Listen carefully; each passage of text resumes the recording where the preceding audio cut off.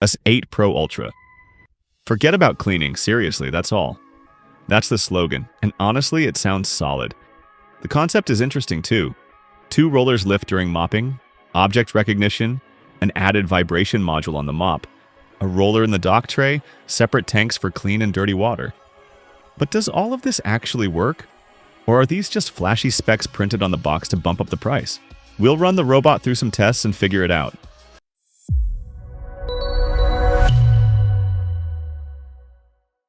Let's start with the unboxing. We place the self-cleaning dock on the table first. We'll check out its design later. Next out of the box, the vacuum robot, the parking ramp for docking, spare dust bag. Another one is already installed in the dock, a quick start guide, and a full user manual. As always, the manufacturer shows concern for your back. Just imagine how much heavier the box would have been if it included spare filters and brushes too. Here are the Roborock S8 Pro Ultra's specs on screen. We already talked about the massive 6,000 pascals in our review of the Roborock S8 Plus, but what's more intriguing here is the new navigation system. It's called Reactive 3D, a refined version of the original Reactive 3D system. The company's marketing sticks to vague claims like smart enough to avoid hazards. But judging by the design, there's a structured light camera behind the dark window on the bumper, like in the Roborock Q Revo. On the sides, they've added linear lasers. They're supposed to help detect smaller objects more accurately. We'll test that theory in 5 minutes. Also on the bumper, you'll find the charging contacts and a wall tracking sensor. On the back, a parking roller, a docking sensor, and a refill port for the water tank. Under the lid, you'll find the dustbin. It's standard, with an air intake valve and a large HEPA filter you can rinse under the tap. There's a LiDAR sensor with a pressure sensor. In front of it are 3 buttons and a child lock toggle. The local spot clean button is gone, now replaced by a mysterious drop icon. So here's a question for you. What does that button do? And here's the answer. It starts the mopping mode. A useful upgrade, no doubt. But the real innovation is underneath. At first glance, the cleaning module looks the same as before. The frame is mounted on 2 suspensions to ensure solid floor contact. It's got ridges and wave-shaped blades to comb through carpets better. Familiar twin rollers with removable end caps. But here's the trick. The S8 Pro Ultra lifts the whole cleaning module during mopping. I'll explain more in the control section. The lift height is the same as the mop, about 0.2 inches. Not a huge lift compared to competitors, but it's enough to reduce floor contact. The mop itself has been upgraded too. Now it includes a second vibration segment, supposedly to boost cleaning quality. Other design features include a carpet detection sensor, mapped areas should show up on the app, and the removal of the charging pins from the bottom. The contact points now sit on the bumper instead. Time to move on to the dock. First thing you'll notice, its size. Here are the dimensions. It's about 4.3 inches shorter than the Q Revo dock, but it's wider and deeper. The Q Revo has monstrous 1.3-gallon tanks, while the S8 Pro Ultra sticks to the standard 0.7 to 0.8 gallon range. Some of our viewers have mentioned they actually prefer smaller tanks, less chance for water to sit and smell. Personally, I think if you're running the robot daily and rinsing the mop after each room, even large tanks won't develop odors since the water is regularly refreshed. What do you think? There's a separate compartment under the lid that holds the dust bag. It's the usual quality plastic pull tab, easy to insert and remove. Installing the ramp is just as simple, just snap it into the slot. Here's how the system works. First, the robot backs into the dock, refills its water tank, and gets its mop cleaned by a bristle roller. The roller moves side to side along a track. Dirty water drains into a channel under the roller, passes through a mesh filter, and finally collects in the main waste tray. It's a decent filtration setup. Less dirt ends up in the tray, but you'll still need to wash it occasionally, and that's not exactly convenient. First, the tray isn't removable. Second, to wipe under the cleaning platform, you have to rotate the roller and manually shift the platform. It's not the fastest process, that's for sure. At least the roller itself is removable for cleaning. After rinsing the mop, the robot exits the dock, turns around, and docks front first. The dock's contacts line up with the charging pins on the robot's bumper.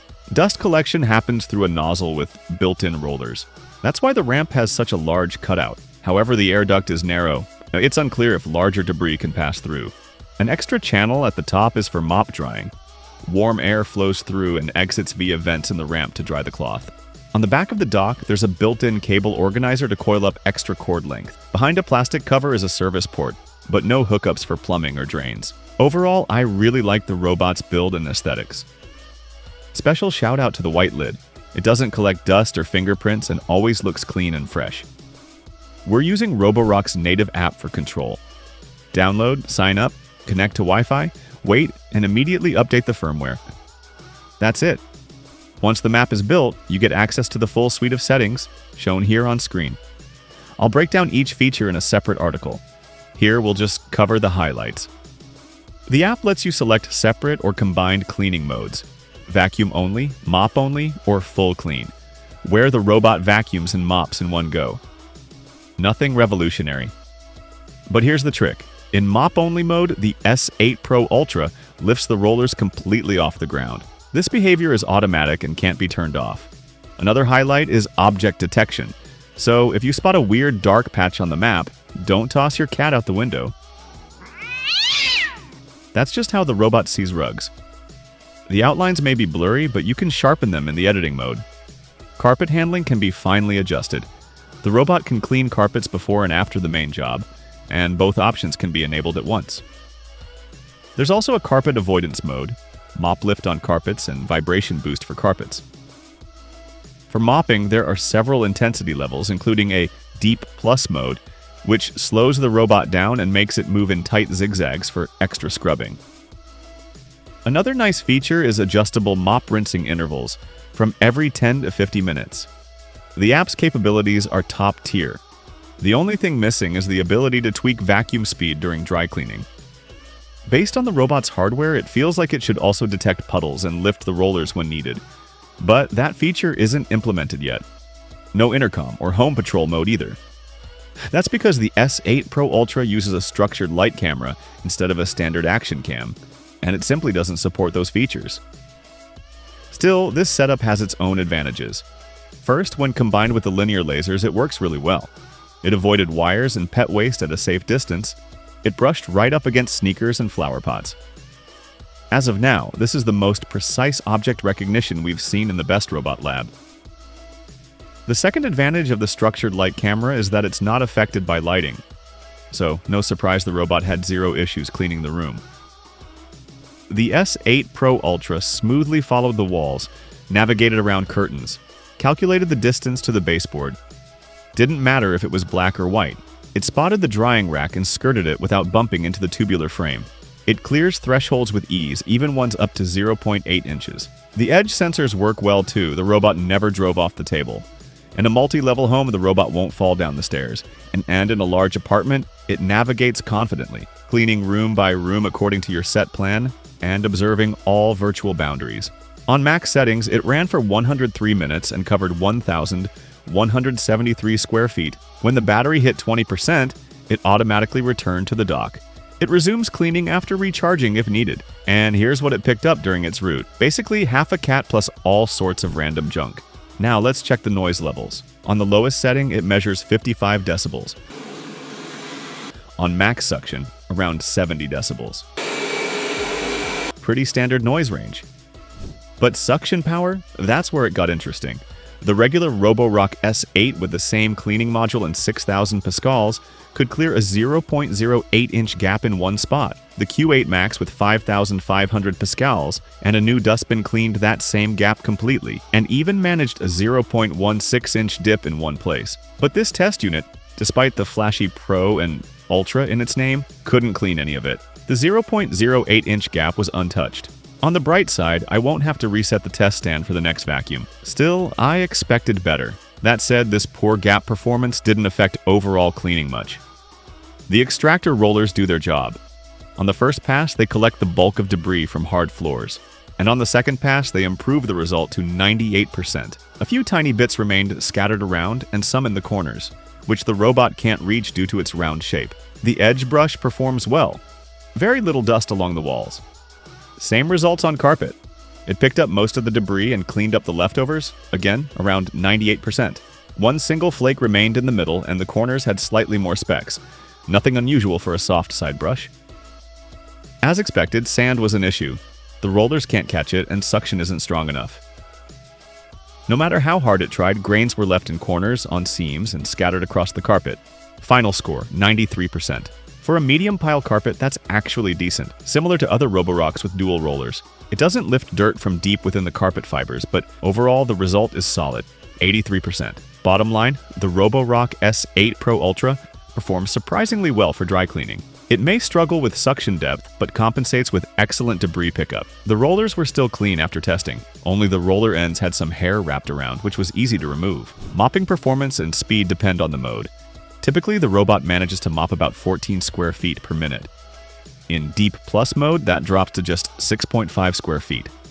All our tests were done in that intense setting. Here's how it looks compared to the standard pass. It handled coffee stains in just 2 passes. 2 more were needed for better edge cleaning, but there were still 3 to 6 inches along the walls that weren't fully cleaned. That's a bit worse than mopping pad models. Sticky stains gave it real trouble. On the first try, it only smeared them. On the second, it scrubbed the center clean, but left the edges untouched. Not perfect, but hey, this is why we run brutal tests. First up, dirt clumps. The S8 Pro Ultra swept them away and, if we can say so, shaved off the top layer of this disaster scene. Then it soaked and collected the dried dirt, scrubbing it away gradually. In total, it took 7 passes to handle the task. The stand wasn't sparkling white afterward, but considering how it started, that's a pass. Second test, dried ketchup. The S8 Pro Ultra partially collected and partially smeared the stains. It made several more attempts, with interim mop cleaning in between, but couldn't fully clean the area. Some stains and streaks remained. In the end, I didn't notice any major benefit from that extra vibration module. It mops just like the Roborock S7 series. Honestly, these half measures aren't cutting it. What we need is either full surface vibration, like the Hobot Legi D8, or spinning mop pads like on the Roborock Q Revo. Curious to see what they'll put in the Roborock S9. But for now, let's check how the S8 Pro Ultra handles self-cleaning. After the coffee test, the cloth looked light brown with uneven stains. The robot returned to the dock and the station announced, "Starting mop cleaning." Then the self-cleaning cycle began. First the blender spins, then you hear a beep, followed by the water flushing tank.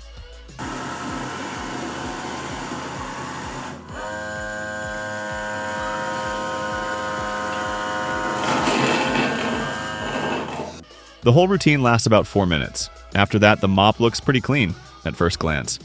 But that's deceptive. The gray microfiber hides dirt well, but when rinsed in a sink, you'll still see grime. After a juice test, only the left side of the mop was stained. The right side remained almost spotless. I sent the robot back to the dock, and while it was doing its thing, I tracked the water usage. Unlike the Q Revo, the S8 Pro Ultra's mop washing modes actually work. In Eco mode, one rinse uses 3.4 ounces of water.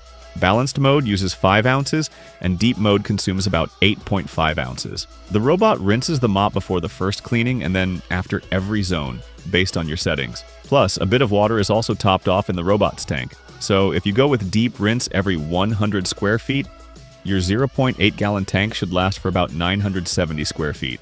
And the dock just finished cleaning. Let's check the results. The mop wasn't that dirty, and the station handled it well. Only a small amount of dirt came out during the final hand rinse in the sink. Unfortunately, I didn't save footage of the mop after the dirt test, but it looked a lot like this screenshot. Visually, the station cleaned the cloth well. Just a bit of grime left at the front edge. In the sink with detergent, I was able to get it much cleaner. The rinse water turned dark brown. The ketchup test stained half the mop, while the other half stayed mostly clean. Why it had uneven floor contact is hard to say, but that's likely one of the reasons why the mop's effectiveness was lower than expected. Still, the self-cleaning process made the microfiber look decent again. Some fibers got discolored, but scrubbing helped a little. Hopefully a washing machine can do better. To show just how brutal the tests were, I filmed the dock.